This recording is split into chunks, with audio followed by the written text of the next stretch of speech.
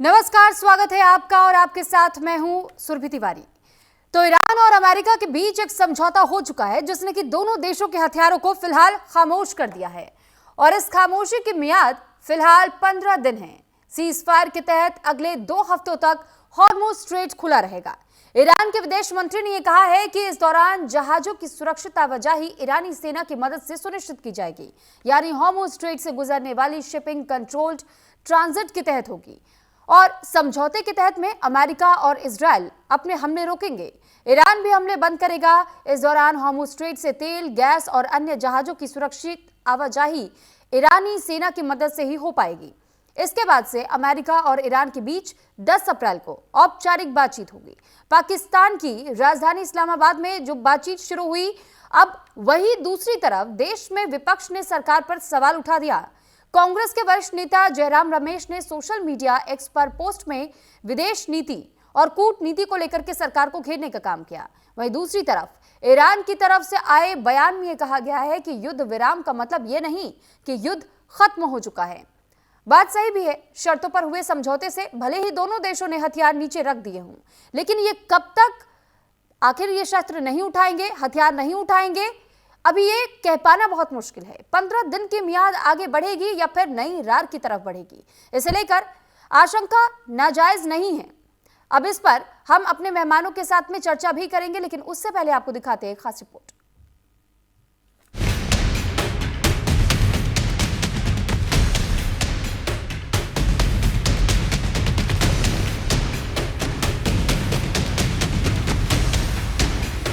Middle east में छिड़ी जंग के बीच अमेरिकी राष्ट्रपति डोनाल्ड ट्रंप ने सीज फायर का ऐलान कर दिया है।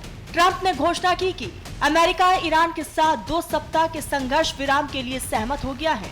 उनका ये बयान ऐसे समय में आया जब कुछ ही घंटों पहले उन्होंने ईरान पर बड़ा हमला करने और पूरी सभ्यता को खत्म कर देने की चेतावनी दी थी। अमेरिका के राष्ट्रपति डोनाल्ड ट्रंप ने सोशल मीडिया प्लेटफॉर्म ट्रूथ पर पोस्ट कर 2 हफ्तों के सीज फायर का ऐलान कर दिया। ट्रंप के मुताबिक ईरान को हार्मुज स्ट्रेट का रास्ता खोलने पर सहमत होना होगा और यही इस डील की सबसे बड़ी शर्त है। ट्रंप ने दावा किया है कि ईरान की तरफ से 10 बिंदुओं वाला प्रस्ताव दिया गया है, जिनमें कई विवादित मुद्दों पर सहमति बन चुकी है। पाकिस्तान के प्रधानमंत्री से बातचीत के बाद उन्होंने मुझसे कहा कि आज रात ईरान पर होने वाले हमले को रोक दिया जाए, इस शर्त पर कि ईरान तुरंत पूरी तरह और सुरक्षित तरीके से स्टेट ऑफ हार्मुज खोल दे। मैं 2 हफ्तों के लिए हमले और बमबारी रोकने के लिए तैयार हूँ। ये दोनों तरफ से लागू होने वाला सीज फायर होगा।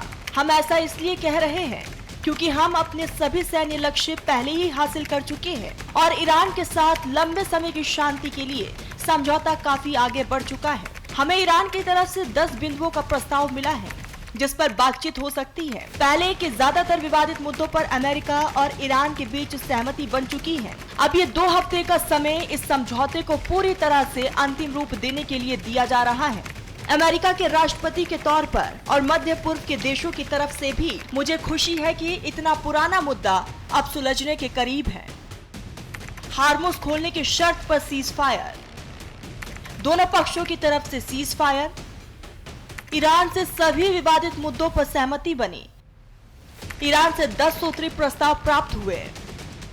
जानकारी के मुताबिक तेल सप्लाई, सुरक्षा और स्थायी स्थिरता जैसे अहम मुद्दों पर बातचीत आगे बढ़ी है, लेकिन सवाल ये है, क्या ये समझौता टिक पाएगा? इसी बीच एक और बड़ी खबर सामने आई है। मोस्तबा ने भी सीज फायर को मंजूरी दे दी है।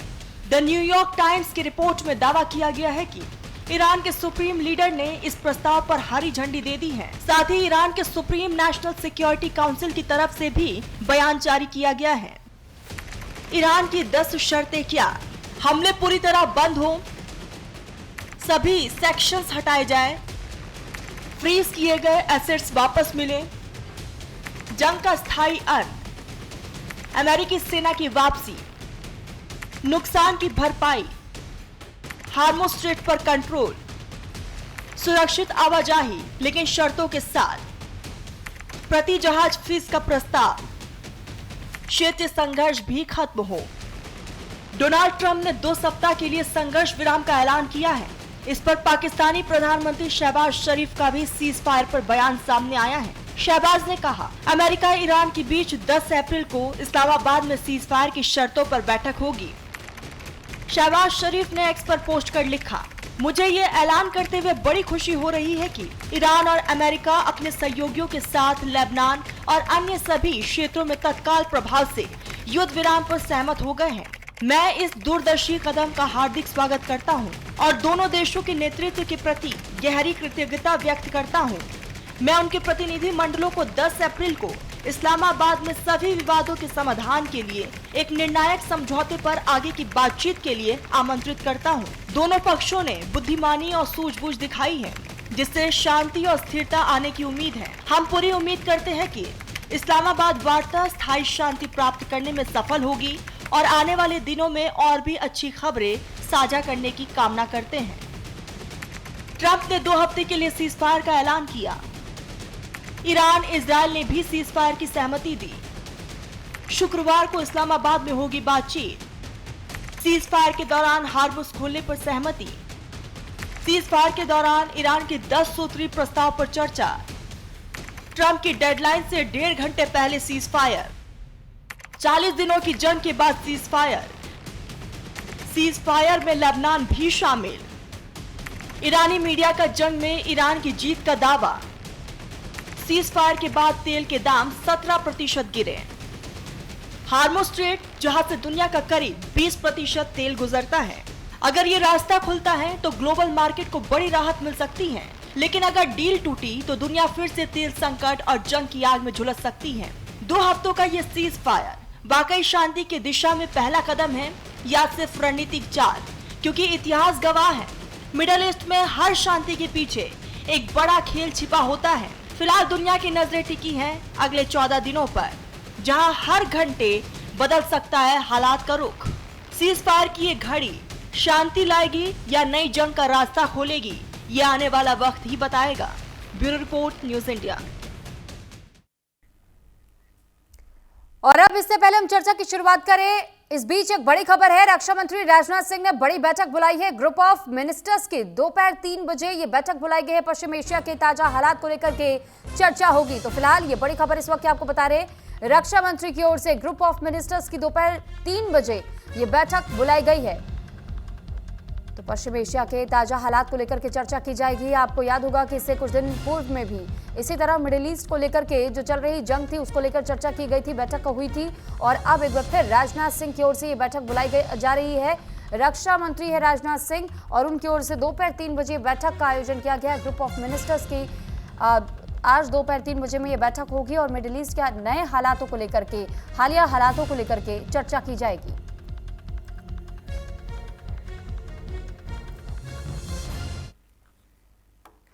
और अब इस पर चर्चा करने के लिए हमारे साथ बेहद खास मेहमान भी जुड़ चुके हैं। तो एक एक करके मेहमानों का सबसे पहले मैं परिचय आप लोगों से करा दूं। रिटायर्ड ब्रिगेडियर विनोद दत्ता हमारे साथ डिफेंस एक्सपर्ट जुड़ चुके हैं। सर बहुत स्वागत है आपका। Retired air marshal OP Tiwari defence expert हमारे साथ जुड़ चुके हैं, बहुत स्वागत है सर आपका भी। और मलिका पांडे विदेश मामलों के जानकार हमारे साथ जुड़ चुके हैं, बहुत स्वागत है आपका भी। अहमद अब्बास वरिष्ठ पत्रकार तेहरान से इस वक्त हमारे साथ जुड़ चुके हैं, बहुत स्वागत है सर आपका भी। तो एक एक करके हम सभी मेहमानों का रुख करेंगे और सबसे पहले मैं रुख करना चाहूंगी वरिष्ठ पत्रकार अहमद अब्बास जी आपका। सबसे पहले तो बधाई के पात्र हैं आप कि जिस तरीके से ईरान डटा रहा और हमने ये देखा कि कैसे इस पूरे घटनाक्रम में, इस पूरे वॉर सिनेरियो में कैसे ईरान ने बार बार एक चीज को रिपीट किया कि जो हमारी शर्तें, उन शर्तों को मान लिया जाए, एक सॉल्यूशन तक पहुंचे। हालांकि सर परमानेंट सॉल्यूशन नहीं है, लेकिन क्या आप उम्मीद लगाए बैठे हैं कि आने वाले दिनों में ये परमानेंट सॉल्यूशन की ओर भी बदल जाएगा? आपको सलाम और आदाब सभी पैनलिस्ट जो सज्जन बैठे हैं उन सबको मैं सलाम पेश करता हूँ। देखिए यहाँ पे मूड ये है और शुरू से लीडरशिप भी और पब्लिक भी इस नतीजे पे पहुंच गई थी कि हमें जंग के अलावा हमारे पास कोई रास्ता नहीं है, क्योंकि हम ट्राई कर चुके हैं नेगोशिएशन को। तो हमारे पास डटे रहने के अलावा कोई चारा नहीं है। इवन जब ट्रंप ने सिविलाइजेशन को मिटा देने की धमकी दी तो मैं तेहरान में था, अभी भी तेहरान में हूँ, और कल रात में बाहर निकला था, तो रात में जो पब्लिक मुझे दिखाई दी, हर स्क्वायर पे लोग, जब से जंग शुरू हुई है तभी से लोग जमा रहते हैं कि हम सपोर्ट में खड़े हैं, पीछे नहीं हटना है। तो जी। कल मुझे काफी ज्यादा मजमा दिखाई दिया। हालांकि यहाँ तक भी कुछ लोग बात कर रहे थे, हो सकता है ट्रम्प एक न्यूक्लियर वेपन यूज कर ले, लेकिन कोई इस मूड में नहीं था कि पीछे हटना है। तो अभी ईरान के लोगों में जो मुझे देखने को मिल रहा है वो ये है कि उनको भरोसा ना ट्रम्प पे है ना किसी और मुल्क पे, उनको भरोसा सिर्फ अपनी ताकत पे है और अपने स्टैंड पे है कि हम इस पे डटे रहेंगे, पीछे नहीं हटेंगे। अभी ये परमानेंट नहीं है, लेकिन इसे परमानेंट करवाना है। ठीक है। एक सवाल हॉर्मुज स्ट्रेट को लेकर भी है कि जिस तरीके से अब पूरी दुनिया ये डिमांड कर रही है कि बहुत जल्द अगर स्ट्रेट ऑफ हॉर्मुज को खोल दिया जाए तो ये बेहतर अवसर हो सकता है, और ट्रम्प भी यही कह रहे थे, इसी चीज़ को लेकर के अल्टीमेटम दिया जा रहा था। कब तक हम उम्मीद कर सकते हैं कि पूरी तरह स्ट्रेट ऑफ हॉर्मुज खुल जाएगा?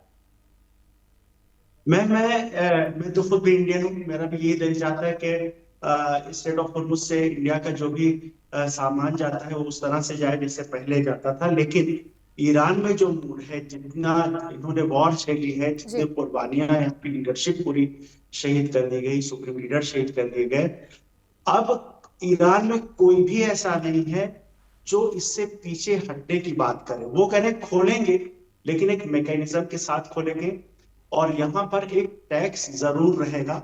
और वो बल्कि यहाँ तक बात हो रही है कि जो बहुत पुराने जमाने से जो हमारे कंट्रोल का एरिया था, वो बीच के कुछ दशकों पहले के जो डेवलपमेंट्स हुए उसकी वजह से उसे खोल दिया गया था, हमारा अख्तियार नहीं था, हम उसको वापस ले रहे हैं।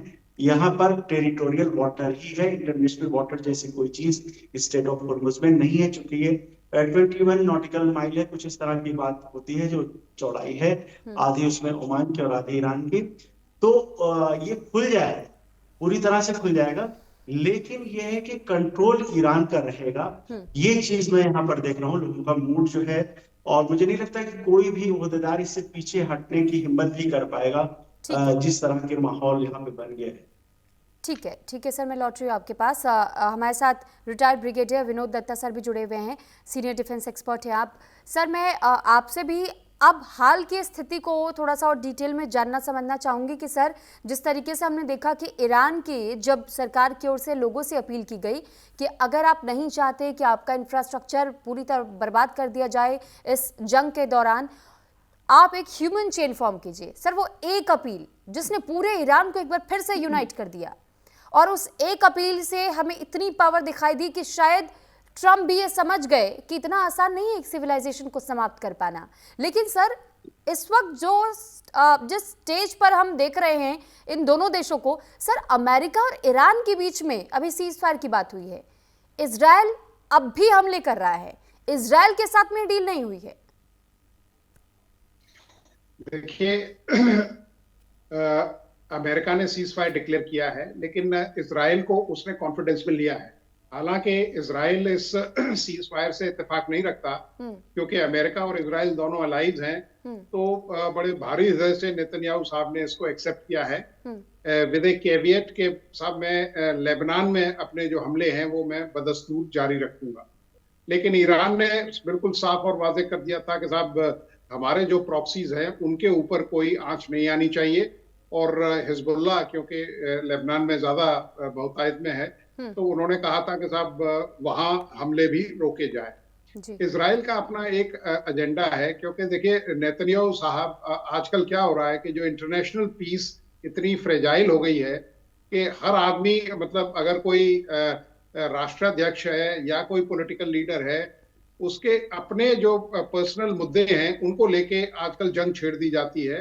और उसका मूलतः कारण ये है कि आप ये देखिए, यूनाइटेड नेशंस ऑर्गेनाइजेशन या इस तरह के जो इंटरनेशनल बॉडीज हैं या फ्रेमवर्क है, वो बिल्कुल डिफंक्ट हो चुके हैं। तो आजकल मतलब अपने पर्सनल, क्योंकि नेतन्याहू साहब के ऊपर भी देखिए करप्शन चार्जेस हैं, और उन्हें मालूम है कि साहब जिस दिन शांति आई इजराइल या वेस्ट एशिया में, उसी दिन वो अपदस्थ हो जाएंगे और उनके ऊपर मुकदमा चलेगा।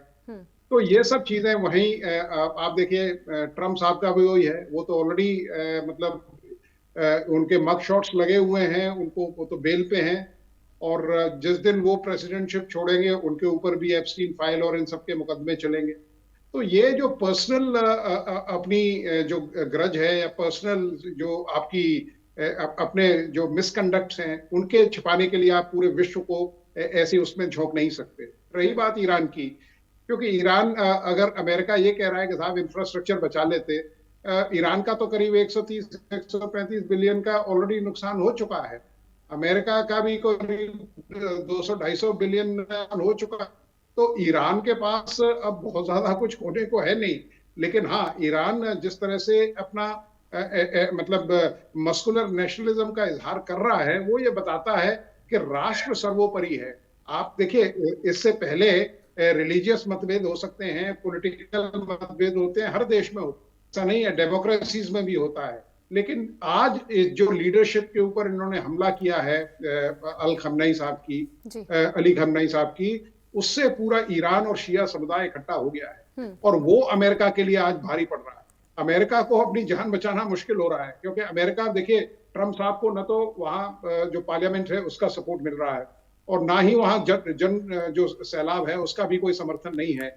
पूरे विश्व से उनकी मजम्मत हो रही है। जिस तरह से उन्होंने इस पूरे जंग को मौकरी बना दिया, मुझे तो मतलब मेरा अपना मानना है उनके खिलाफ तो वॉर क्राइम्स शुरू होने चाहिए, क्योंकि जब तक कोई इस तरह की इंटरनेशनल बॉडी नहीं होगी जो ये डिसाइड करे कि साहब कौन सही है कौन गलत है, तब तक इसी तरह मतलब ईरान तो खैर क्या वो पाषाण युद्ध में मतलब भेजते, लेकिन पूरा विश्व अगर एक मतलब ऐसे वहशीपन में जा रहा है जिसका कोई अंत दिखाई नहीं दे रहा है।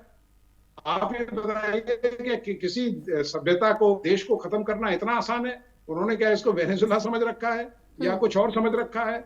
अमेरिका को याद होना चाहिए कि जब क्यूबन मिसाइल क्राइसिस हुई थी 1961 में, तब अमेरिका ने घुटने टेक दिए थे, और हर बार अमेरिका को अगर इस तरह की मुंह की खानी पड़ती है। वियतनाम में देखिए क्या किया, 20 साल आप लड़ते रहे, हासिल क्या हुआ आपको? कुछ नहीं, बॉडी बैग्स।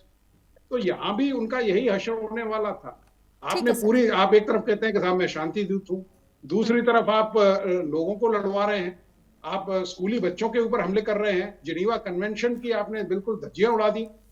आप मुझे बताइए कहाँ, मतलब किस युद्ध में, हमने भी कई युद्ध लड़े हैं, मतलब कहाँ आप बताइए किस युद्ध में इस तरह का होता है कि साहब सिविलियन टारगेट पे। ट्रम्प का तो ये सीधे सीधे कहना था कि everything is fair in war.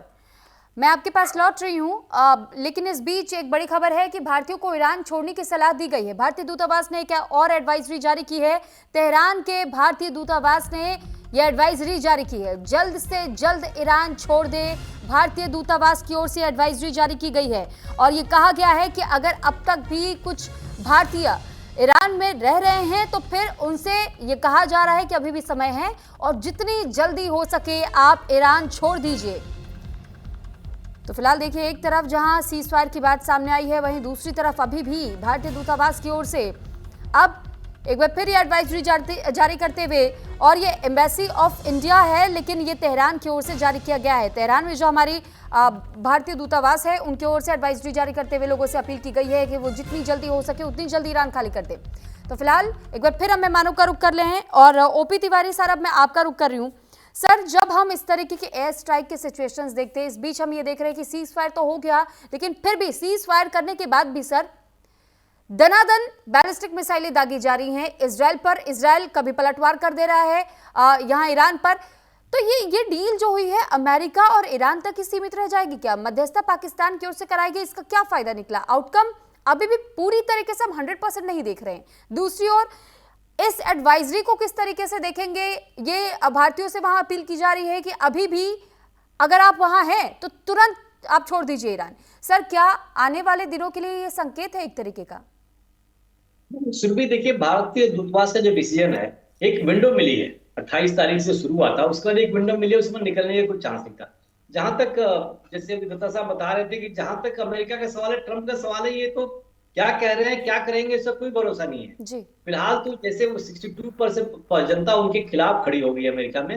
कई एमपीज भी इम्पीचमेंट के उसमें परेशान पड़े हुए कि इनके साथ किया जाए। जिस तरीके से अमेरिका के कितने बिलियन डॉलर का नुकसान कर दिया है, तो उनको तो ये कुछ he was looking out for एक सेफ एग्जिट चाहिए, इज्जत के साथ मैं किससे बाहर निकल जाऊं। एक बहाना इनको मिल गया है। इन्होंने 15 पॉइंट दिए, ईरान ने 10 पॉइंट दिए। और भी डील कहाँ हो रही है, बात कहाँ हो रही है फ्रांस में, सॉरी बात कहाँ हो रही है पाकिस्तान में, जिसका खुद ही कोई औकात नहीं है, क्या करेगा। इसकी कितनी आगे कितनी सफल होगी डील, ये बहुत सारे फैक्टर पर डिपेंड करता है। पहली बात तो ईरान को अगर ये मान जाते हैं कि भाई Iran toll tax use collect करेगा, ओमान टैक्स यूज कलेक्ट करेगा हॉर्मुज़ पर, तो इसमें तो ये पहली मेजर कंडीशन है ईरान की। ईरान के अगर सैंक्शंस खत्म हो जाते हैं, ईरान की भी जीत अगेन है। अब ईरान पर बटा है। लेकिन जहां तक इजराइल का सवाल है, इसमें इजराइल का ऑब्जेक्टिव अलग था। इस वॉर में अमेरिका का तो कोई ऑब्जेक्टिव था ही नहीं। अगर कहें कि भाई इनके भाई वेपन्स बिकने चाहिए, ये करना चाहिए, तो वो ऑब्वियसली ऑब्जेक्टिव था। लेकिन इस वॉर में कोई बहाना नहीं था। इस वॉर में सिर्फ आए थे किस लिए, इजराइल के हाथ में पपलू बन गई है। इजराइल के हाथ में पपलू बन के आए थे। इजरायली डायस्पोरा जो बहुत ही एक्टिव है, बहुत डोमिनेट करती है अमेरिका में, उनके प्रभाव में आए थे। लेकिन सिचुएशन ऐसी हो गई, इनका मनोबल, इनके जवानों का, ऑफिसर्स का, पायलट्स का मनोबल इतना नीचे था कि ये किसी तरीके से कुछ कर ही नहीं पाए। इनको नहीं मालूम था कि भाई ये इतनी पुरानी सिविलाइजेशन के खिलाफ कैसे लड़ सकते हैं। पहले वहां पर उन्हें प्रदर्शन शुरू करवाया खुमैनी के खिलाफ, लेकिन ये नहीं मालूम उनके वन अटैक के बाद ही ईरान में अपनी सेल्फ रिस्पेक्ट, देशभक्ति की भावना ऐसी जगी है कि लोग इकट्ठा हो गए हैं। अभी स्टान स्ट्रीट पे देखिए कि वो झंडा फहरा रहे हैं, सेलिब्रेट कर रहे हैं कि हम जीत गए हैं। तो हर मामले में से तो ट्रंप की हार है। लेकिन मैं इतना उम्मीद कर रहा था, बहुत पहले से कर रहा था कि वहां की जनता, अमेरिका की जनता अवश्य आएगी रोड पे ताकि खिलाफ खड़े हो जाए। अब जिस तरीके से इजराइल का जेनोसाइड चल रहा है लीबिया, लेबनान में, सदर लेबनान में जेनोसाइड चल रहा है, उसके खिलाफ तो लोग बहुत पहले ही आ चुके हैं। अब इजराइल रोकेगा कि नहीं रोकेगा, लेकिन इजराइल का एक ऑब्जेक्टिव बहुत बड़ा है, वो सदर लेबनान को कब्जा करना चाहता है। और नीलानी रिवर के जो साउथ में जो पोर्शन है, बहुत ही एग्रीकल्चर वाइज बहुत ही फर्टाइल लैंड है, तो उसका एक पर्पस सॉल्व होगा। वो चक्कर में है कि पर्पस सॉल्व होगा, लैंड एग्रीकल्चर लैंड मिलेगा और बफर जोन के में सिक्योरिटी बढ़ेगी। तो नेतन्याहू साहब जैसे अपने करप्शन के चार्जेस में घूम रहे हैं, इस वार को जितना लंबा खींच सकते हैं खींचने की कोशिश कर रहे हैं, और उनका एक मकसद ये है। इस मकसद में हिजबुल्लाह उनको सफल नहीं होने देगा, बिकॉज वो सदर्न जो पोर्शन है वो शिया डोमिनेटेड लोग रहते हैं। लेबनान के सदर्न पोर्शन में शिया डोमिनेटेड लोग रहते हैं। उनको ही जो पिछली बार जो कब्जा करने की कोशिश की थी, उसी के खिलाफ हिजबुल्लाह बना था। हिजबुल्लाह का सपोर्ट ईरान करेगा और भी कई देश कर रहे हैं। तो देखिए कब तक चलता है। और जो हमारा जो रीडिंग है और इंडियन एम्बेसी ने जिस तरीके से कहा है, इसका मतलब श्योर है, ये सही यही दिखाने की कोशिश कर रहा है कि भैया ये थोड़े दिन की खुशी हो सकती है, थोड़े दिन की शांति हो सकती है, हो सकता है कोई रिएक्शन आए। अगर ये कुछ रिएक्शन करेंगे, अपने आप को तैयारी कर रहे हैं ट्रम्प साहब, उनके वेपन्स कम हो गए हैं, अपने जो लड़ने वाले कमांडोज हैं, पायलट्स हैं, उनको मोटिवेट करने की कोशिश कर रहे हैं, समय तक ढूंढ रहे हैं। लेकिन ईरान भी तैयारी कर रहा होगा। ईरान की भी जो बजाय थोड़ी कम हुई है, मजबूती करेगा। ईरान को भी पता है कि ट्रम्प क्या कहते हैं और क्या मीन करते हैं, क्या करते हैं। हमें कोई सरप्राइज नहीं होना चाहिए कि 3-4 दिन में किस दिन सरप्राइज अटैक कर दे। इसकी तैयारी अवश्य चल रही होगी। अभी ट्रम्प के दिमाग में क्या चल रहा है, ट्रम्प को इम्पीचमेंट से डर लगेगा या अपने लोगों से डर लग रहा है या कैसे डर लग रहा है, उसके ऊपर इनका नेक्स्ट रिएक्शन होगा, डिपेंड करता है शुरू में। ठीक है सर, अब मैं रुक करना चाहूंगी मल्लिका पांडे जी आपका। और मैम, इस वक्त जो डिप्लोमेसी काम करती हुई दिखाई दे रही है, हम ये देख रहे हैं कि कई देशों की ओर से इसे प्रेस तो किया गया, लेकिन मैम 2 हफ्ते का सीज फायर, क्या एक शॉर्टकट ढूंढने की कोशिश ट्रंप ने की है कि थोड़ा सा समय उन्हें और मिल जाए, कि आखिर अगर सेफ एग्जिट वो लेना चाहते हैं तो उन्हें वो कैसे मिल पाएगा? क्योंकि ईरान की ओर से तो एक क्लियर मैसेज है कि हमारी उंगलियां अभी भी उस ट्रिगर पर हैं, अगर एक बार भी सीज फायर का उल्लंघन होता है तो फिर हम भी चुप नहीं बैठेंगे। और इससे पहले भी हम देख रहे थे कि कई बार बातचीत की तमाम रास्ते तलाशे गए थे, लेकिन ईरान की ओर से बार बार उसे रिजेक्ट किया जा रहा था। ईरान ये कह रहा था कि हमें परमानेंट सॉल्यूशन चाहिए। आखिर किस तर्ज पर यह मान करके चले कि महज 2 हफ्ते का ये सीज फायर लागू हुआ है? आने वाले दिनों में क्या कुछ स्थिति दिखाई देगी? बिल्कुल।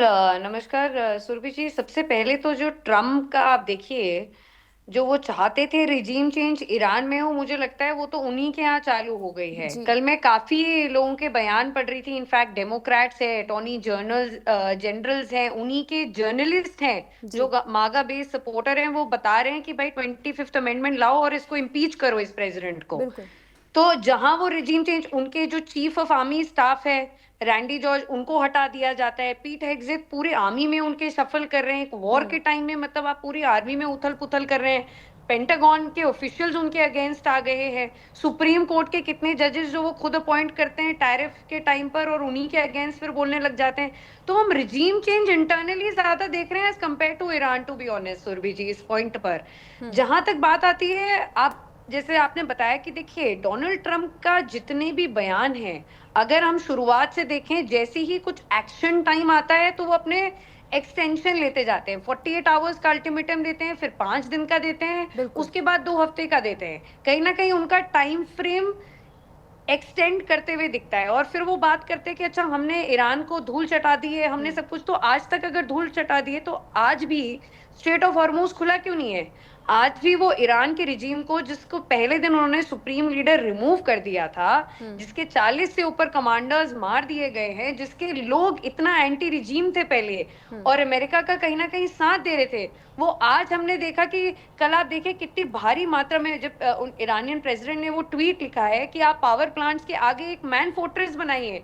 और आई थिंक अहमद साहब ज्यादा अच्छे से बता पाएंगे कि पावर प्लांट्स के आगे रात भर लोगों को खड़ा कर दिया गया है, मैन फोर्ट्रेस बना दिया, वो रिजीम के साथ हो चुके हैं। तो ये ट्रम्प का जो एक हिपोक्रेसी है, जो बार बार वो बयान बदलते रहते हैं। और सुरभि जी, इसमें हमें ये नहीं भूलना चाहिए कि वो एक बिजनेसमैन भी है, वो एक हेड ऑफ स्टेट तो है, बट एक वो इमैच्योर हेड ऑफ स्टेट है, बट एक बहुत ही पॉलिश्ड बिजनेसमैन है। उनको कहीं ना कहीं ये पता है कि एनर्जी मार्केट्स स्टेबलाइज नहीं हो रही हैं, स्टेट ऑफ हॉर्मुज, बबल मंदब, जितने भी ये स्टेट्स हैं जो आज के टाइम में एक्सेस ऑफ रेजिस्टेंस के भी कब्जे में है और ईरान के कब्जे में है, अगर ये कंटिन्यूसली ऐसी ही बात चलती है तो इनके लिए आगे आने वाले समय में बहुत बड़ी प्रॉब्लम होने वाली है। जितनी बड़ी ऑयल कंपनीज है, शेवरॉन है, एक्सॉन मोबाइल है, बार बार ट्रम्प के ऊपर प्रेशर डाल रहे हैं, खाड़ी के देश हैं बार बार ट्रम्प के ऊपर प्रेशर डाल रहे हैं कि इस युद्ध को विराम दीजिए। बट कहीं ना कहीं सुरभि जी, यूनिलैटरल डिसीजन नहीं हो सकता। 1 मिनट और लूंगी। इजराइल का आप सिचुएशन देखिए, इजराइल ने अभी बता दिया कि भाई हम तो सीज फायर लेबनान में नहीं करेंगे। लेबनान, सदर लेबनान में कहीं ना कहीं फिर से अटैक्स हो रहे हैं। और आप अगर हिस्टोरिकली देखें तो 40 साल का सपना था नेतन्याहू साहब का, ये इजरायली पीएम का 40 साल का सपना था ईरान पर अटैक करने का, क्योंकि ईरान ने कभी उसकी एग्जिस्टेंस को, जब से इस्लामिक रेवोल्यूशन हुआ है 79 से, कभी भी उसको रिकॉग्नाइज नहीं किया। शाह ऑफ ईरान के टाइम में जरूर रिकॉग्नाइज करते थे, बट उसके बाद से कभी रिकॉग्नाइज नहीं किया इजराइल। और इजराइल को थ्रेट मानते थे, उसकी एग्जिस्टेंस को थ्रेट मानते थे। और यहाँ पर उनके पास परफेक्ट अपॉर्चुनिटी है इजराइल के पास हिट करने का। तो आप पहले अगर देखें, जो joint comprehensive plan president Obama के टाइम में बना था 2015 में, जिसमें यूरेनियम एनरिचमेंट सिर्फ 3 से 4% कर सकता था, ईरान पूरी डील को मान गया था। उसने बिल्कुल अपना जो यूरेनियम एनरिचमेंट है कम भी कर दिया था। 2018 में ट्रम्प आते हैं, खत्म कर देते हैं उस डील को, यूनिलैटरली एग्जिट कर देते हैं। उसके बाद जैसे ही बाइडन आते हैं तो थोड़ी सी बातचीत का माहौल शुरू होता है। जैसे ही 2021 में बातचीत का माहौल शुरू होता है, वैसे ही इजराइल अटैक कर देता है। 2021 में न्यूक्लियर साइट में इजराइल की, ईरान की न्यूक्लियर साइट में अटैक कर देता है। जैसे ओमान के वहां पर ईरान और यूएस बैठते हैं ओमान में, तो पिछले साल जून के टाइम में तो इजराइल ऑपरेशन मिडनाइट हैमर कर देता है। देखिए, at the end of the day कहीं ना कहीं सुरभि जी, जो अभी तक समझ में आ रहा है वो ये है कि यूएस और इजराइल भी थोड़ा डिफरेंट फ्रंट्स में चल रहे हैं। कहीं ना कहीं वो डिफरेंट चीजें चाहते हैं ईरान से। जहां पर यूएस जैसे ही डील स्ट्राइक करने लगता है, वैसे ही इजराइल अटैक कर देता है, क्योंकि इजराइल, सीधी सी बात है, ये चाहता है कि सीरिया 2.0 बन जाए। ईरान वो चाहता ही नहीं है ईरान में स्टेबिलिटी आए। तो कहीं ना कहीं हम नेतन्याहू और प्रेसिडेंट ट्रम्प के उसमें भी हम डिफरेंसेस इन ओपिनियन देखते हैं। और आने वाले समय में, जैसे आपने बात भी बताया, लॉटरी में आपके पास इस बीच एक बड़ी खबर है, वो भी अपने दर्शकों को बता दी कि जापान, इंडोनेशिया ने यूएस ईरान सीजफायर का स्वागत किया है। दोनों देशों ने शांति और कूटनीति पर जोर दिया। सभी पक्ष संप्रभुता और क्षेत्रीय अखंडता का सम्मान करे, कूटनीतिक समाधान की दिशा में आगे बढ़ना चाहिए। टोक्यो अब अंतिम समझौते का इंतजार कर रहा है। तो फिलहाल देखिए, इस सीज फायर को लेकर के कई देशों की ओर से जो प्रतिक्रियाएं सामने आ रही है और हर कोई स्वागत करता हुआ दिखाई दे रहा है। लेकिन इसमें अब जिस तरीके के इंतजार की बात कही जा रही है, ये भी कहा जा रहा है कि अब जापान ये भी उम्मीद लगाए बैठा है कि टोक्यो भी अब अपने अंतिम समझौते का इंतजार कर रहा है और वो भी इस उम्मीद में है कि शायद उसके साथ भी कोई एक समझौता हो जाए। तो फिलहाल दोनों देश ने जिस तरीके से शांति का रास्ता चुना है इसकी हर ओर सराहना हो रही है, क्योंकि डोनाल्ड ट्रंप ने अपने पोस्ट में खुद इस बात को स्वीकारा है कि ये डबल साइडेड सीज फायर है, यानी दोनों देशों की जो सहमति बनी है उस सहमति के आधार पर यह सीज फायर लागू हुआ है। अब एक बार फिर से मेहमानों का रुख कर लेते हैं और हमारे साथ तमाम मेहमान जुड़े हुए। एक बार फिर मैं ब्रिगेडियर सर, मैं आपका एक बार फिर से रुख करना चाहूंगी और मैं सर थोड़ा सा इस सिचुएशन को समझना हमारे लिए और जरूरी है कि जब हम 10 पॉइंटर्स की बात कर रहे हैं सर, इसमें सीधे सीधे कहा गया है कि किसी तरीके का कोई अग्रेशन नहीं होगा, इसके प्रति आपको कमिटेड रहना होगा।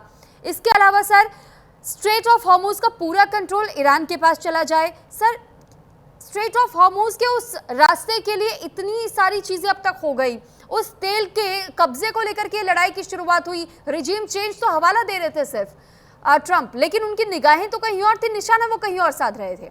दूसरी तरफ हम देख रहे हैं कि ये भी जो मांग की गई है कि सभी प्राइमरी सैंक्शंस को हटा दिया जाए और यूएन सिक्योरिटी काउंसिल रिजोल्यूशंस को टर्मिनेट कर दिया जाए, बोर्ड ऑफ गवर्नर रिजोल्यूशन को टर्मिनेट कर दिया जाए और जो कंपनसेशन है वो तुरंत ही पे किया जाए ईरान को। और सर ऐसे में जो ये तमाम अभी शर्तें रखी गई है ईरान से, सर इतना इजी टास्क होगा क्या ट्रंप के लिए सारी शर्तों को मान लेना? देखिए, सारी शर्तें मानना किसी भी देश के लिए, क्योंकि ये ट्राइपार्टाइट अलायंस होगा, इजराइल, अमेरिका और ईरान इसमें मध्यस्थता चीन कर रहा है, पाकिस्तान केवल वेन्यू है। और आप ये देखिए, क्योंकि हर चीज नहीं मानी जाएगी, लेकिन हाँ एक ऐसा बैलेंस स्ट्राइक किया जाएगा जहाँ मतलब तीनों देश इसके ऊपर सहमत हों। और ईरान की जो मांगे हैं, क्योंकि देखिए ईरान ने जिस तरह से पिछले 47 साल से सैंक्शंस झेले हैं, और पिछले साल उसने एक युद्ध देखा 13 दिन का, अब ये 40 दिन का उन्होंने युद्ध देखा है, तो इतना मतलब ईरान में मतलब विध्वंस हुआ है जिसकी आप कल्पना नहीं कर सकते। तो ईरान की जो मांगे हैं वो बिल्कुल वाजिब है कि साहब सैंक्शंस हटाई जाएं, मतलब जो भी नुकसान हुआ है, और ये होना भी चाहिए, क्योंकि इस तरह की जो अमेरिका की दादागिरी है इसके अब देशों को इकट्ठा होना पड़ेगा। देखिए, लीग ऑफ नेशंस बना था फर्स्ट वर्ल्ड वॉर के बाद, सेकेंड वर्ल्ड वॉर शुरू हुआ, उसको खत्म कर दिया गया। सेकेंड वर्ल्ड वॉर के बाद यूनाइटेड नेशंस बना, आज वो बिल्कुल, मैं तो उसको अननेसेसरी ऑर्गेनाइजेशन कहता हूँ, क्योंकि उसका कोई वजूद ही नहीं है। तो एक ऐसा मतलब ऑर्गेनाइजेशन चाहिए जो बताए कि साहब कौन सही है कौन गलत है। क्योंकि आप इराक में देखिए, आप अमेरिका ने यही कहा कि साहब कहते हैं ना weapons of mass destruction available है वहां, लेकिन वहां कुछ नहीं पाया गया। तो जो ईरान के, जो अमेरिका के मन में आती है वही वो करने को तैयार बैठा है। लेकिन हाँ, अमेरिका क्योंकि बैकफुट पे है, तो अमेरिका काफी शर्तों पे मानने पे राजी हो जाएगा। क्योंकि आप ये देखिए, स्ट्रेट ऑफ हॉर्मुज है, ये इस तरह से एक ऐसा इंटरनेशनल लॉ बनना चाहिए कि they should be treated as international assets with a fair amount of share should go to the countries जो उनके जिनके EEZ में आता है, जो इंटरनेशनल रूल्स कहते हैं, क्योंकि उनको भी कोई ना कोई रेवेन्यू जनरेशन का फायदा होना चाहिए। बट सर ये तो ईरान को भी बहुत क्लियरली पता है कि ऑलरेडी इंटरनेशनल लॉ ये कहता है कि स्ट्रेट ऑफ हॉर्मुज पर कोई भी पर्टिकुलर देश उस पर हावी नहीं हो सकता, उसमें पूरी तरह कंट्रोल नहीं कर सकता है, लेकिन ईरान तो इसकी मांग कर रहा है अब। हाँ बिल्कुल, ईरान इसलिए कर रहा है क्योंकि ईरान के पास, देखिए ईरान के पास यही एक ऐसा चोक पॉइंट था जहां वो पूरे विश्व को विवश कर सकता था कि अमेरिका पे प्रेशर डाला जाए और अमेरिका सीज फायर के लिए तैयार हो जाए, और अंत में हुआ भी यही। क्योंकि देखिए, स्ट्रेट ऑफ हॉर्मुज बंद तो नहीं रही, जो फ्रेंडली फॉरेन कंट्रीज थी ईरान के, उनको वहां से इजी एग्जिट मिलता रहा। तो अमेरिका को उन्होंने यही बताया कि देखिए, ईरान की बिल्कुल मंशा नहीं थी कि साहब यूएई, सऊदी अरेबिया या और जो जहां यूएस अलाइज हैं उनको कोई नुकसान पहुंचाया जाए, क्योंकि जीसीसी या जो इस्लामिक ब्रदरहुड है या जो मिडिल ईस्ट के कंट्रीज हैं, आपस में कुछ ना कुछ तो ऑर्गेनिकली दे आर कनेक्टेड।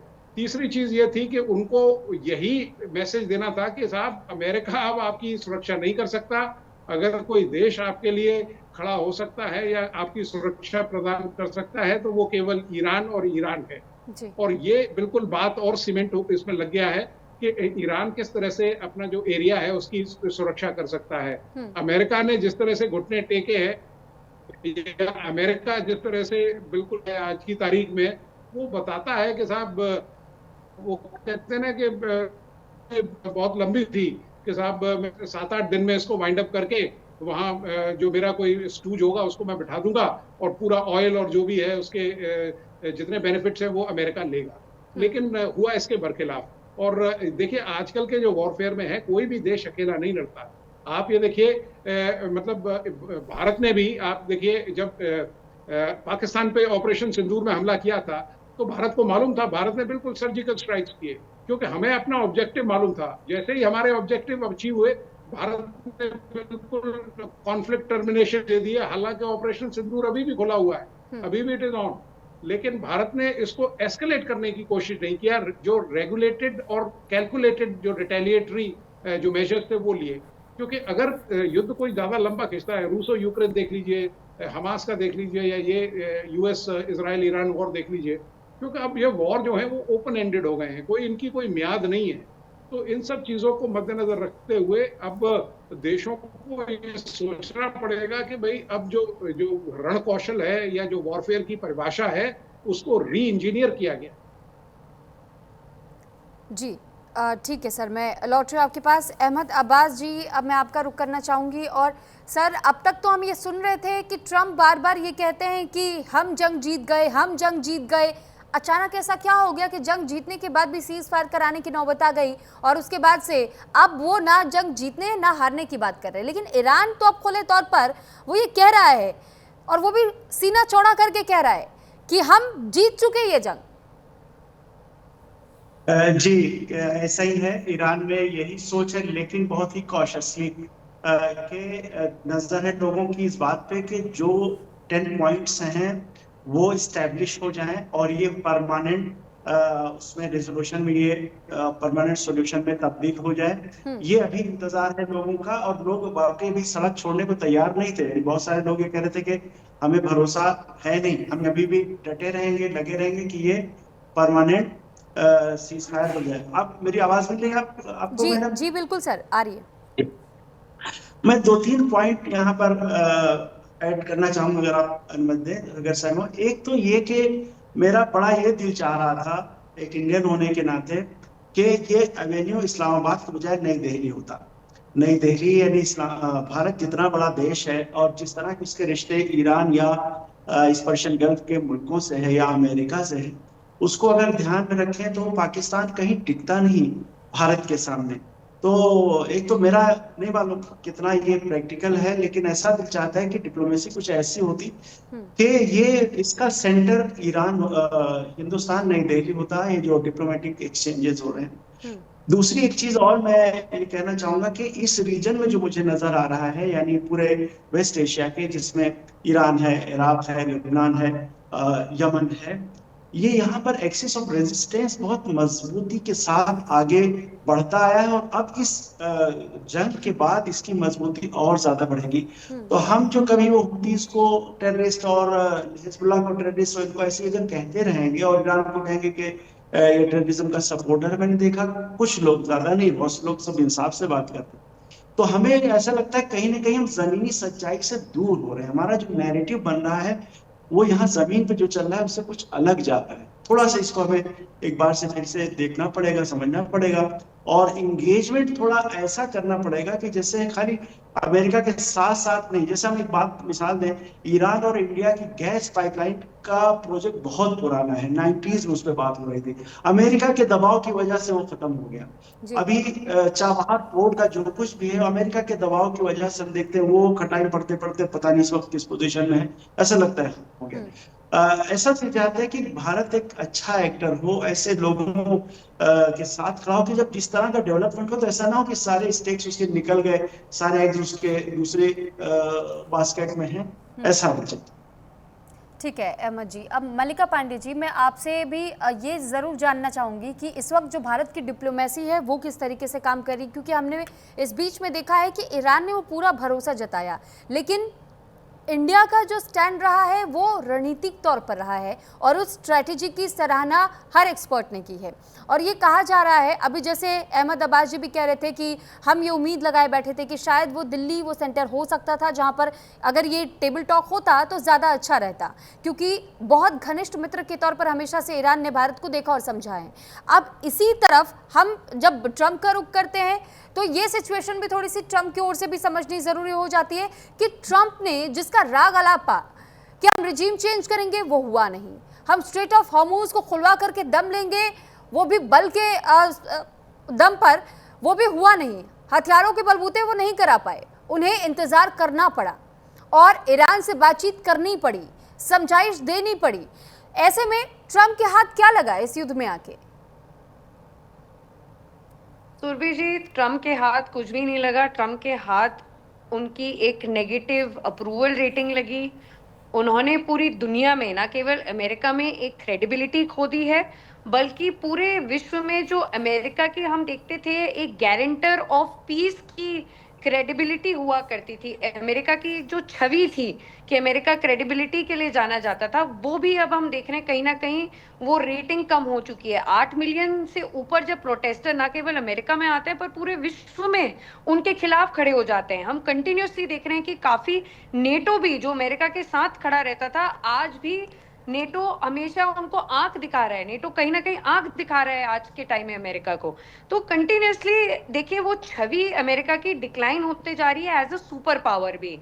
बाकी बात बचती है सुरभि जी भारत की रणनीति की। देखिए भारत की कूटनीति बहुत साफ रही है। भारत हमेशा एक डायलॉग और डिप्लोमेसी, और सबसे पहले भारत ने हमेशा अपहोल्ड किया इंटरनेशनल लॉ को। चाहे वो ईरान, जब ईरान ने रेड लाइन क्रॉस की तो भारत ने निंदा की ईरान की, चाहे जब अमेरिका और इजराइल ने वो रेड लाइन क्रॉस की तो भारत ने उसकी भी कड़ी निंदा की। तो कहीं ना कहीं हम देखते हैं कि भारत हमेशा मध्यस्थता के लिए हमेशा रेडी रहा है, बट भारत कभी चापलूस नहीं बना है। हमारे जो हेड ऑफ स्टेट है वो बहुत मैच्योर हेड ऑफ स्टेट है। आप देखिए कि भारत इसमें क्यों इन्वॉल्व नहीं था। आपने अगर जैसे आपकी बड़ी अच्छी एनालिसिस में शुरुआत में सुन रही थी जिसमें डोनाल्ड ट्रंप ने जब बताया कि आसिम मुनीर और शहबाज शरीफ से बात हुई है, तो शहबाज शरीफ का एक वो ट्वीट और बड़ा मीम भी बन रहा है इनफैक्ट वो सोशल मीडिया में, जहां उन्होंने कॉपी पेस्ट कर दिया है। इसका मतलब लोग जितने भी फॉरेन एनालिस्ट हैं सब है, उनका मानना यह है कि उन्होंने वो draft message for PM on x वो पूरा कॉपी पेस्ट करते। तो भारत ऐसा कभी नहीं करेगा। भारत किसी का माउथ पीस नहीं बनेगा। Independently as a sovereign country जो दोनों तरफ से एक मैच्योर डिसीजन लेना है, डायलॉग और डिप्लोमेसी करनी है, उस टेबल में भारत जरूर बैठेगा, बट किसी का स्पोक्स पर्सन बन के भारत नहीं बैठेगा। ठीक है मल्लिका जी, मैं आपके पास इसी के साथ लौटूंगी, लेकिन इस बीच एक और बड़ी खबर है कि सीजफायर के बाद से ट्रंप का एक नया बयान सामने आ चुका है। हॉर्मुज खुलवाने में यूएसएस मदद करेगा, ये ट्रंप की ओर से कहा गया है। ग्लोबल शांति के लिए सीजफायर बड़ा कदम है। तो ग्लोबल शांति की बात अब कह रहे हैं ट्रंप, जिन्होंने इस जंग की शुरुआत की। एक बार फिर मल्लिका जी मैं आपका रुख कर रही हूं, और मैम ये स्टेटमेंट जो ट्रंप अब दे रहे हैं ग्लोबल शांति, उन्हें 28 फरवरी के वक्त क्यों नहीं याद आया जब उन्होंने इस जंग में अचानक से कूदने का ऐलान किया था? और ये जंग तो उनकी थी भी नहीं। बिल्कुल सुरभि जी, ये सडनली इनका जो रात में आजकल हम देखते हैं ना, डिप्लोमेसी थ्रू सोशल मीडिया हो गई है। एआई के जमाने में हम देख रहे हैं 21st सेंचुरी में कि जो डिप्लोमेसी हम देखा करते थे पहले क्लोज डोर में होती थी, मैच्योर हेड ऑफ स्टेट आके एक दूसरे से बातचीत करते थे, मध्यस्थता होती थी, एक हम देखते थे बड़े मैच्योर इंटेलेक्चुअल डिस्कशंस होते थे। अब कहीं ना कहीं हम रोज सुबह उठते हैं और ट्रंप के एक नोटिफिकेशन आता है जिसमें ट्रंप का बदला हुआ बयान नजर आता है। तो हम रोज सुबह नींद से उठते हैं और ट्रंप क्या बोलते कुछ समझ में नहीं आता है। तो कहीं ना कहीं हम वो वॉर में ड्रैग, देखिए ट्रंप का अगर आपको याद है तो एक 1988 का एक इंटरव्यू है गार्जियन न्यूज़पेपर में, जिसमें उन्होंने, जब जर्नलिस्ट ने उनको पूछा कि ईरान के बारे में आपका क्या कहना है, तो ट्रंप ने ये बोला कि मैं ईरान को मजा चखाना चाहता हूँ, मैं ईरान का खर्ग आइलैंड लेना चाहता हूँ। तो कहीं ना कहीं उनका और नेतन्याहू दोनों का एक बहुत पुराना ड्रीम रहा है, पुरानी मतलब 1988 से ड्रीम रहा है कि हम ईरान पर कब्जा करें। तो वो कहीं ना कहीं देखने को नजर आता है। और इजराइल के साथ मिलके ये एक तो करेला ऊपर से नीम चढ़ा और हो गया है। तो और उनको कहीं ना कहीं देखिए वो फीफा में पीस प्राइज अवार्ड ही रहे हैं। सडनली उनको वो पीस प्राइस से उन्होंने बिल्कुल जो अगेंस्ट थे वॉर के, जिन्होंने पूरा प्रेसिडेंशियल कैंपेन ट्रम्प ने अपना इस चीज पर लड़ा था कि अगर तुम कमला हैरिस को चुनते हो तो वो तुम्हें विश्व युद्ध थर्ड की तरफ ले जाएंगे। उन्होंने पूरा गिनाया कि कैसे डेमोक्रेट्स के टाइम पर $1 ट्रिलियन खर्च हुए इतने वॉर्स में, अमेरिका के जितने भी मिलिट्री पर्सनल्स हैं कितने लोगों को हजारों लाखों में डिप्लॉय किया गया और जगहों में। तो ये कहीं ना कहीं ट्रम्प के टाइम में अब वो बताते हैं कि मैंने 8 वॉर बंद कर दी, वो वेनेजुला पर अटैक कर देते हैं, अपने मित्र नेटो देशों पर अटैक करने की कोशिश करते हैं, ईरान पे करते हैं। उनको पता है उनका ये लास्ट टर्म है, उनको पता है कि दुनिया उनको कैसे याद रखने वाली है, एज अ मैड किंग याद रखने वाली है उनको पूरी दुनिया, उनको उससे कोई भी मतलब नहीं है। हाँ ठीक है मल्लिका जी, क्योंकि आपने एक मैड किंग का वो तबका दिया है तो मैं इस पर ओपी तिवारी जी से ज़रूर पूछना चाहूँगी।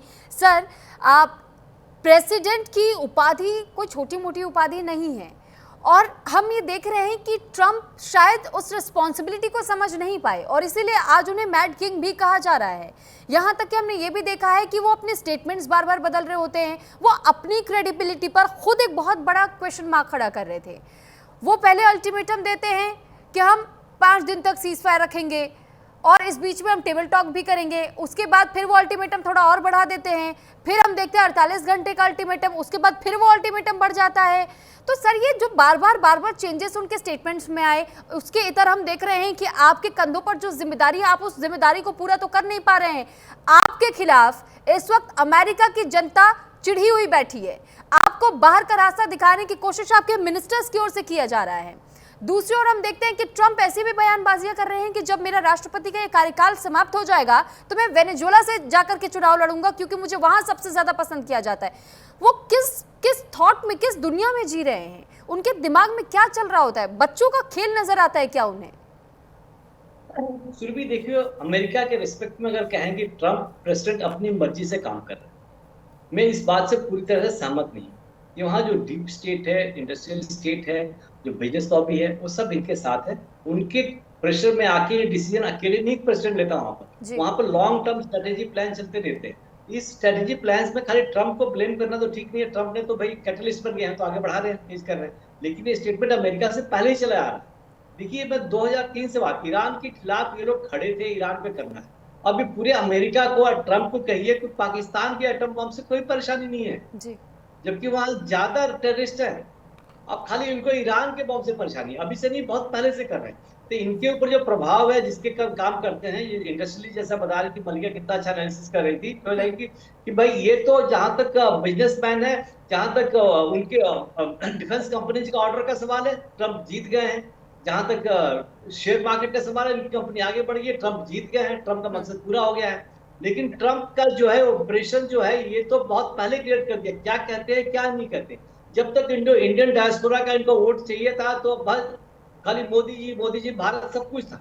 अब ये ना चीन को महत्व देना चाहते हैं। इनके एक सेक्रेटरी इंडिया में आए थे, उन्होंने क्लियरली कहा कि हम वो गलती नहीं करेंगे जो हम चाइना के साथ किया था। इसका मतलब हम भारत को आगे नहीं बढ़ने देंगे। तो भारत के वेन्यू का तो कोई सवाल ही नहीं उठता था, चीन का वेन्यू का सवाल ही नहीं उठता था। बट इसमें क्लियर है कि ये चीन और इनके जो वाइस प्रेसिडेंट है, वह इनके मध्यस्थता से, इनकी बात से ये जो डिसीजन हुआ है, बिकॉज कोई भी इनकी बात नहीं मानता। और भारत की कूटनीति, जैसे मलिका बता रही थी कि जब 3 दोस्त लड़ रहे हैं, भारत का मतलब तो इजराइल से भी है, ईरान से भी है, अमेरिका से भी है। तो जिस तरीके से अपना को तीनों से अलग रखो सबसे अच्छा है। ईरान से भारत को बहुत फायदा, भारत को ईरान को भारत से बहुत फायदा। मतलब ही रहेगा, लड़ाई कितनी भी होती रही है, आगे चलता ही रहेगा। यहाँ पर इजराइल से भी हम दुश्मनी नहीं कर सकते बिकॉज हम टेक्नोलॉजी का सपोर्ट ले रहे हैं। ये कूटनीति, कई लोग हल्ला मचा रहे थे कि भारत कुछ बोल नहीं रहा, क्यों नहीं बोल रहा। बीच में जब दो लड़ रहे हैं तो इक्वल डिस्टेंस मेंटेन करना इज द बेस्ट कूटनीति जो भारत ने इस बार किया है।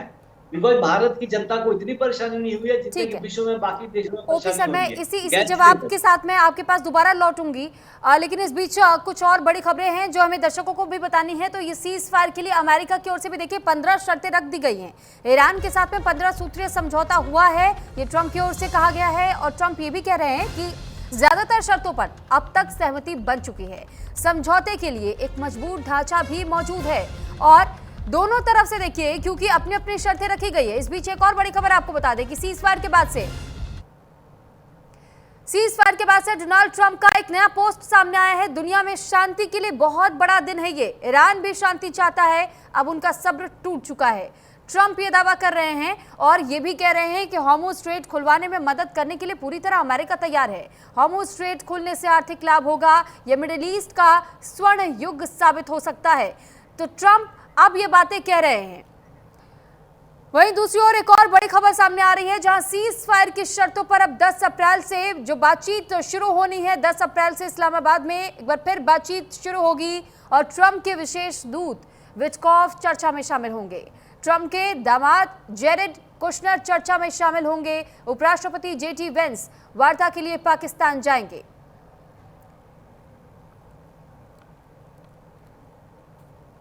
अब एक बार फिर हम मेहमानों का रुख कर लेते हैं और जैसे हम retired marshal OP Tiwari sir से हम बातचीत कर रहे थे।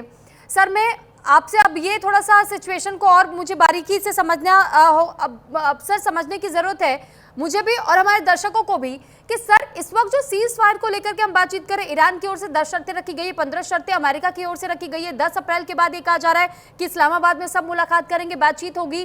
क्या ये उम्मीद की जा सकती है कि ये 15 दिनों का जो सीज फायर लागू हुआ है, ये परमानेंट सॉल्यूशन के तौर पर इसे अपग्रेड कर दिया जाए, या फिर मुमकिन तौर पर ऐसा भी देखा जा सकता है कि ईरान जिन शर्तों पर अड़ा हुआ है वो इतना आसान तो दिखाई नहीं देता है कि ट्रंप सभी शर्तें मान जाएंगे, और जब टेबल टॉक की शुरुआत होगी इस्लामाबाद में तो फिर उन शर्तों पर नहीं सहमति बनी तो अगला कदम क्या होगा ईरान और अमेरिका दोनों की ओर से? आपको क्या दिखाई देता है?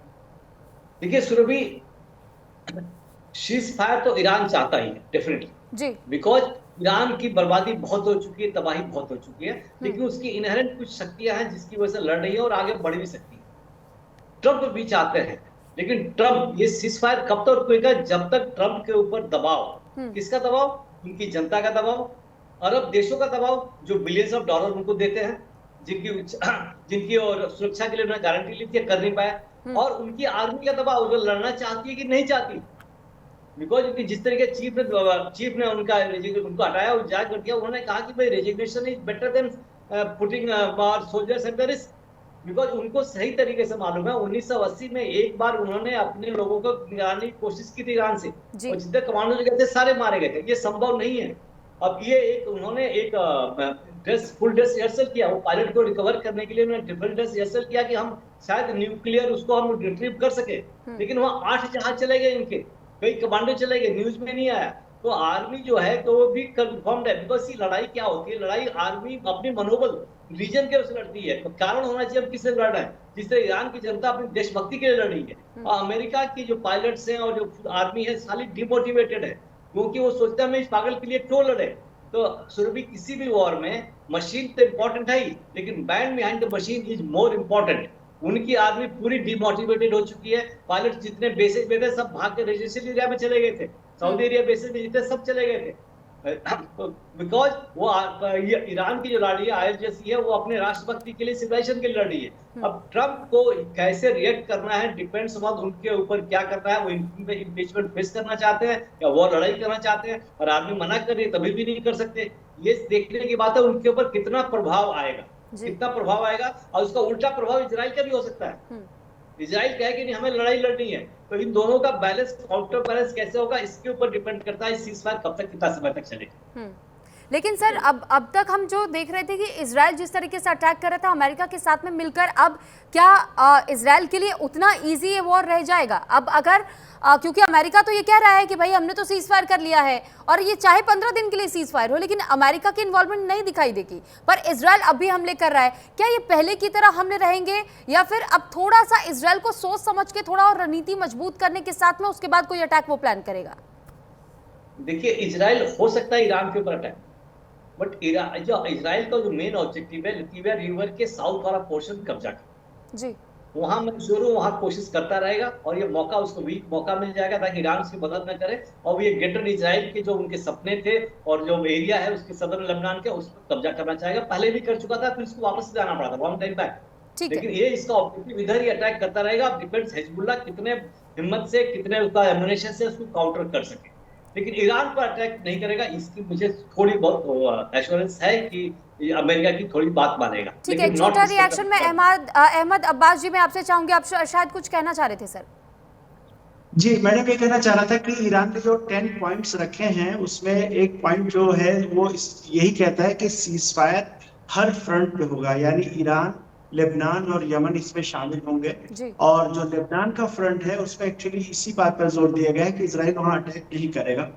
एक पॉइंट और मैं क्लियर करना चाह रहा था, जो हमले उसके बाद हुए ये उसमें 10 पॉइंट्स में लिखा नहीं है, लेकिन मैंने जो लोगों से बात की यहाँ पर, जो ऑफिशियल्स हैं कुछ, जहां तक मेरी पहुंच है, उनका ये कहना था कि हमने उसमें लिखा नहीं, लेकिन ये मैसेज दे दिया था कि आखिरी फायर हम करेंगे। तो यही हमने देखा कि सीज फायर का जो टाइम था उसके बाद भी ईरान ने फायर किया, और वो अमेरिका की बेसिस पे जो फायर किया उसका कोई जवाब अमेरिका की तरफ से नहीं दिया गया। इजराइल वाले फ्रंट पे जो हो रहा है वो भी इसी से मिली जुली कोई चीज है, हम इसी से समझने की कोशिश कर सकते हैं कि ये हो रहा है। वरना इजराइल को सीज फायर के लिए तैयार करना, ये अमेरिका की जिम्मेदारी इसमें रखी गई है कि आप उसे कंटेन करेंगे, आगे बढ़ने नहीं देंगे। ठीक है सर, बहुत धन्यवाद आप सभी का हमारे साथ जुड़ने के लिए, इस चर्चा का हिस्सा बनने के लिए। हमारे साथ आज चर्चा का हिस्सा बने retired brigadier Vinod Dutta ji, senior defence expert, retired air marshal OP Tiwari ji, senior defence expert, Mallika Pandey, foreign affair expert, और Ahmed Abbas ji, senior journalist, Tehran से हमारे साथ जुड़े थे। और फिलहाल ये युद्ध विराम कब तक है, क्या ये वाकई परमानेंट सॉल्यूशन में बदलेगा या नहीं, या फिर अभी भी जंग की चिंगारी 15 दिन के बाद भी भड़क सकती है, इस पर हमारी नजर रहेगी। तमाम अपडेट्स हम आपको पहुंचाएंगे, लेकिन यहाँ रुक रहे एक ब्रेक के लिए।